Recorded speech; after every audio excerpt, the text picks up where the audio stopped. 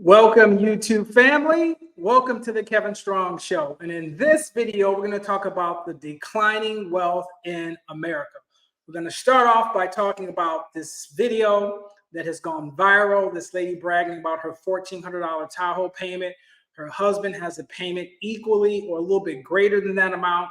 Then we're going to transition over and talk about how home ownership, how the lack of home ownership is probably going to prevent you from ever accumulating any type of significant wealth, and it's going to prolong your ability to retire.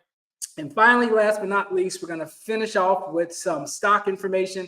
I did officially decide to suspend the small account challenge because of the impending possible capital gains tax by President Biden. So, yep, I wanted to switch up a little bit, give you a brown hat, because I don't want some sisters saying, oh, he dated some white girls. So I had to switch up a little bit. Just kidding, just kidding. But if you're laughing now, you know what I'm going to ask for. Smash that like button. Without further ado, let's go over here and check out this this video that's going viral about this dumbass girl with this car payment. So let's go ahead and jump right into it, and I'm not going to delay this anymore. This is exactly what I'm talking about, why people cannot just get ahead. So the setup for this is that the girl on the right had a Tahoe payment around $1,400. I guess she kept that for like 3 years. And I guess to make a long story short, it was like a $75,000 loan was all said and done. After 3 years, she only paid off like $10,000 of the principal balance. So she decided to roll it over, negative equity, get a new vehicle. So I think she's in it for well over $200,000, and her husband is stuck on stupid just like she is. Worst financial decisions you can make. Blazy Arnold also spoke about her husband's car payments. Do y'all want to know what is worse than my Tahoe payment? You guys thought that was bad. Wait till you hear this one. It's my husband's truck. My husband drives a 2020 GMC AT4 Sierra 1500. We bought it in August of 2022. Financed it for $78,000.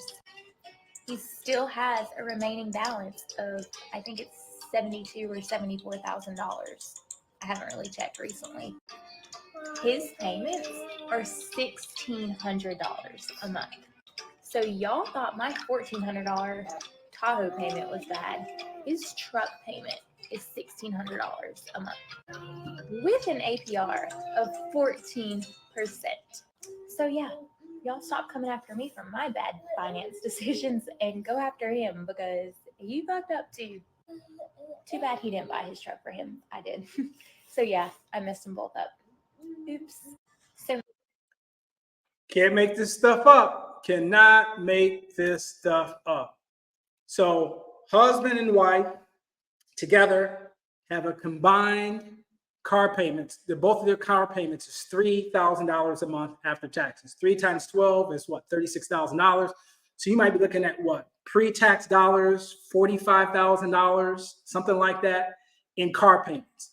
You just cannot make this stuff up. This is why people cannot get ahead. They do stupid things financially. Yours truly, I drive a 2012 Honda CRV. It's got 130,000 miles on it. It's paid for, and I'm riding a stallion. I have no intentions on getting a car payment anytime soon. There's a big YouTube guy called Minority Mindset. I think he's an Indian guy or something like that. Really good channel. You might want to check him out. This guy's a multi-millionaire. I think he drives like a 2007 Honda Accord or something. It's just unreal. So cannot make this stuff up. People cannot get out of their own way because they're so pretentious. They're so worried about keeping up with the Joneses. You just cannot make this stuff up. But I want to get into the meat of this video, talking about how home ownership is slipping away from the average American. And as a result of that, you're not going to be able to accumulate wealth. And it's probably going to mean that you're going to have to work a hell of a lot longer than you anticipated. So I'm going to go ahead and bring this chart up here, and we're going to discuss that. And then we're finally going to get into the stock portion of this video.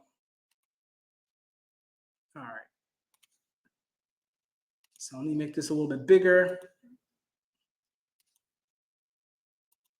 so clearly you guys can see it. Okay. This is home ownership in the United States. going back to the 1900s. So as you can see here, it peaked in 2000, right? And it's basically been declining ever since.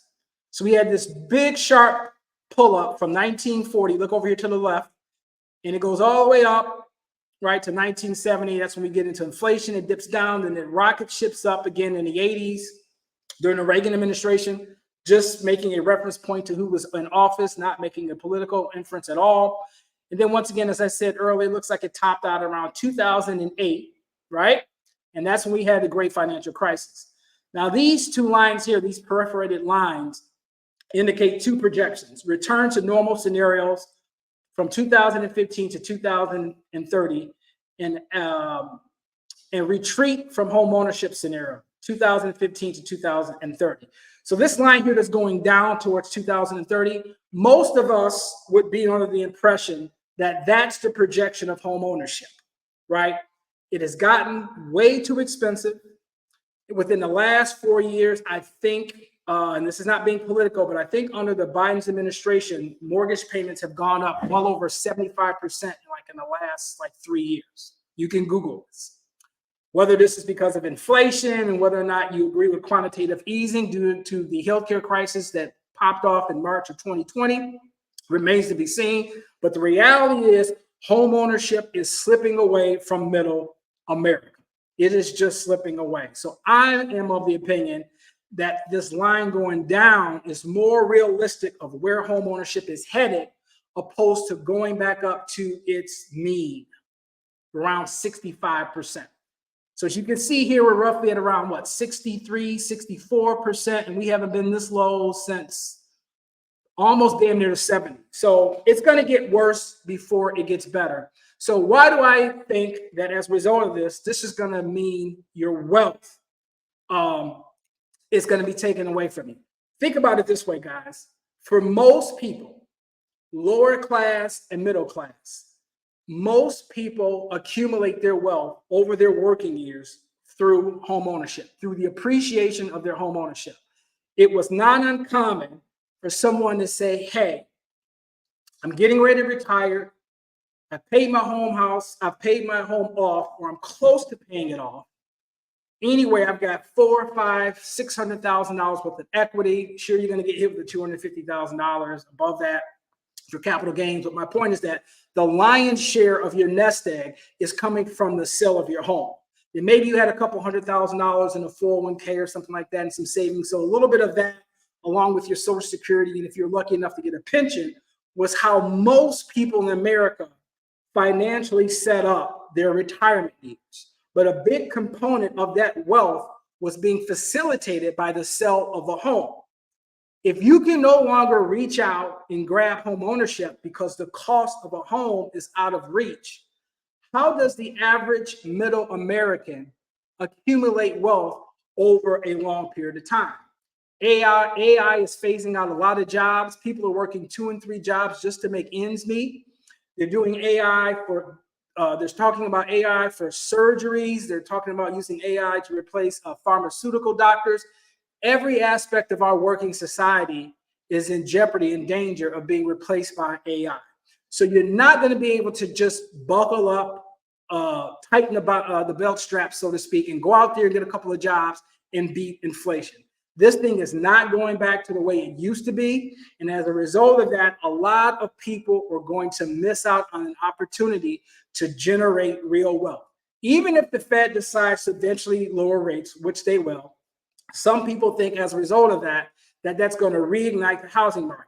That remains to be seen. But at the end of the day, even if it does, interest rates would have to come down an awful lot to offset that reignition of a higher home price from where we are right now.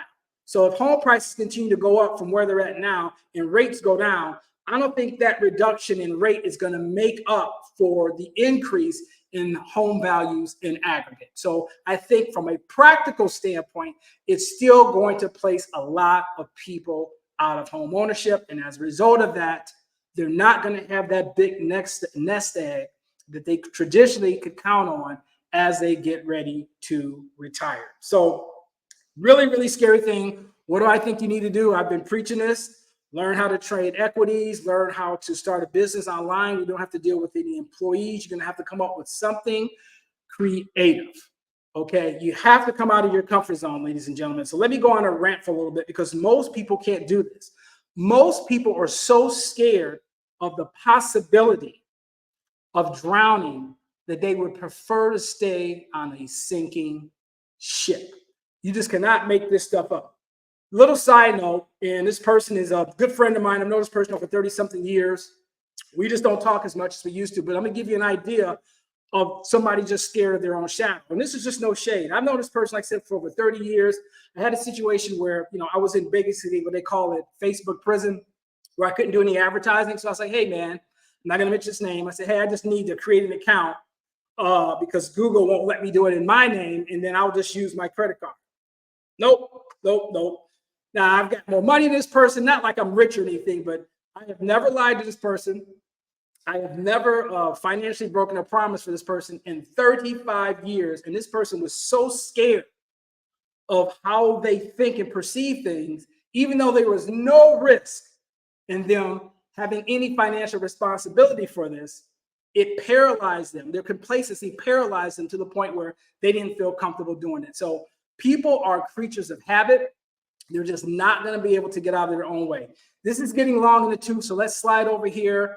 And as I said, I kind of stopped this challenge thing, but I do want to talk about the paper trading thing and give you some recommendations on where I think some stocks might rise starting next week. Let's see here. Okay. So I hope that comes into focus. Sometimes when I do these videos, it's hard to tell whether or not. So as you can see here, it's pretty much flat. This is pretty much flat here. I think it was like $4,800 or something. So I just basically suspended it. This is showing a negative $11 as of Friday. Don't worry about that. That'll probably turn positive. For those of you who follow options, I did a bear call, AKA the stock symbol down here is going to be hard to see here. Let's see if I can bring this up.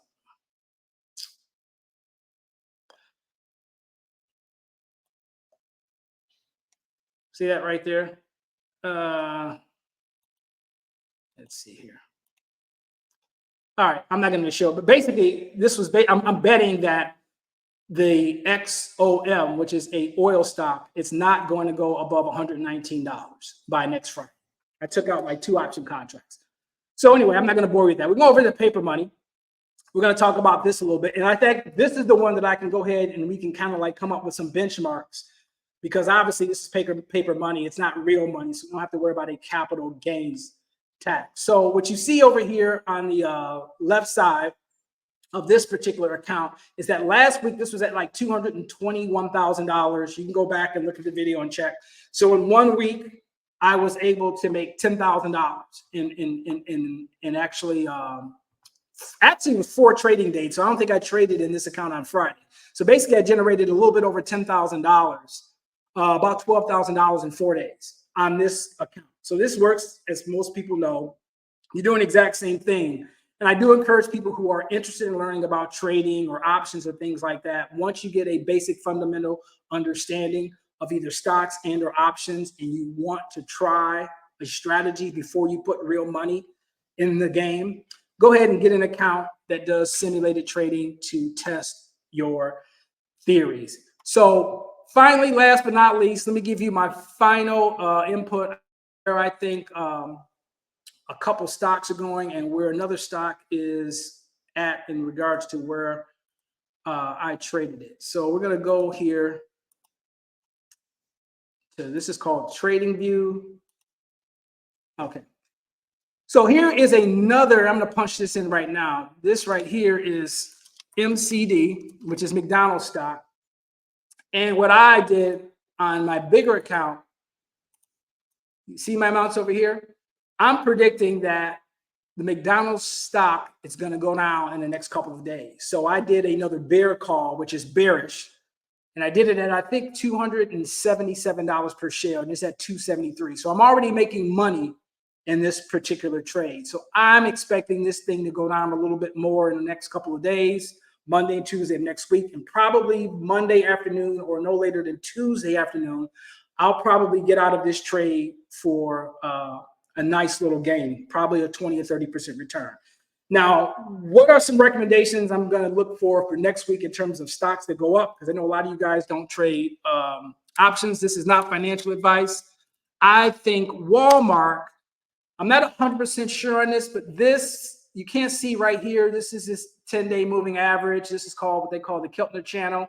And it looks like it's going to pop up a little bit. The RSI is kind of flat. It's consolidating. So I don't know whether or not it's going to roll back down or roll up.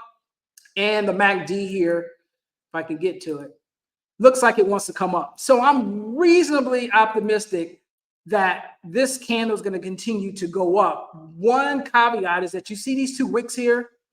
Both of the wicks are pointing up. That could necessarily be a ceiling too. So I'm going to need a lot of volume to push this up. But the last 2 days, these two candles down here are green. So I would think this is a reasonable bet that Walmart's going to continue to go up. And last but not least, let's look at gold, which is a GLD symbol. Once again, let's take a look at the RSI. It's already hooking up. The MACD, as you can see here, it's down. It has not curled up, but this is an interesting play. Kind of could go both ways. I probably, in theory, would probably wait until Monday, but I would probably take a stab at this in terms of its going up. And Bitcoin is basically flat, and that's it right there. And it looks like it's headed down. Let's see what the RSI is doing. RSI is down. These red candles mean that the volume is at selling, and it's kind of flat. So I don't think Bitcoin is going to have too much of a move next week. So that's going to probably do it for most of the situation.